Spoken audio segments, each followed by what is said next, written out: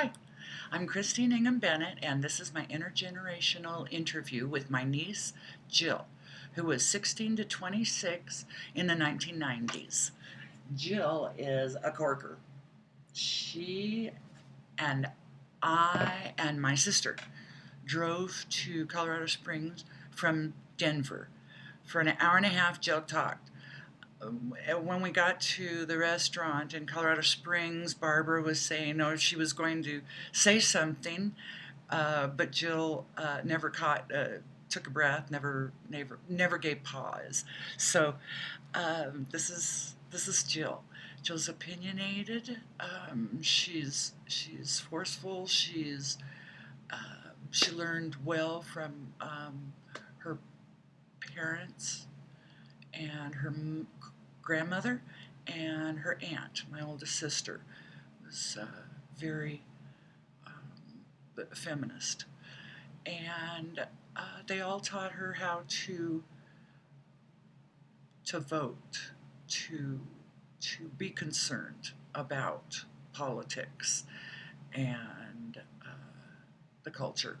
She learned the culture from the 90s, and she learned how to find herself and love herself. She was working temporary positions and didn't make a lot of money, but what she did, she spent on concerts for music, Dave Matthews Band, 311, Eminem, Beastie Boys, CDs of grunge, Nirvana, and all of those. So she was very much into that culture. She was with a guy for about 3 years and decided that she didn't want to marry him, and started living alone and learned to love herself. So she loved opera. She was raised on Oprah, and um, the ER and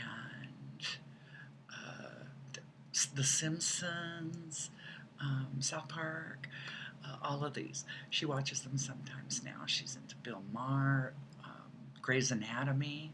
She loves. She has Netflix, so she downloads movies or streams movies today. But mostly she's into 311 and the Dave Matthews Band still. She likes new culture, music, if she can find it, and she has uh, like 9 tattoos. She got her first tattoo at 18 because she could, and she continues. So about every 4 or 5 years she gets a new, and she will continue. This is independent artistry to her. And politics, Clinton. She voted when she could at 18, and she has voted ever since. She missed one vote for Clinton's second term. She remembers the economics as good, though she was a temp. She got great money, and he gave a couple of rebates back, she thinks. And by 1998, she was working with U.S. West and with the unions, so she was making good money. And she would spend this money on CDs, concerts. Clothes were just comfortable. Now her clothes are American made. She continues to vote, though she's apathetic. She cares deeply for Darfur, and voted for Obama because one of the things he said was that he would help, and he hasn't. So she's a little disappointed. She remembers Clinton. She remembers the Clinton-Lewinsky affair. She remembers O.J. Simpson trial because she was very much into watching sports. She's been into the Broncos since the beginning, and now is into the Avalanche. But she remembers Bill Clinton. So, in conclusion, Jill is a product of the 90s. This is where she grew. She has since grown and takes the good part. It's not like she wants to go backwards.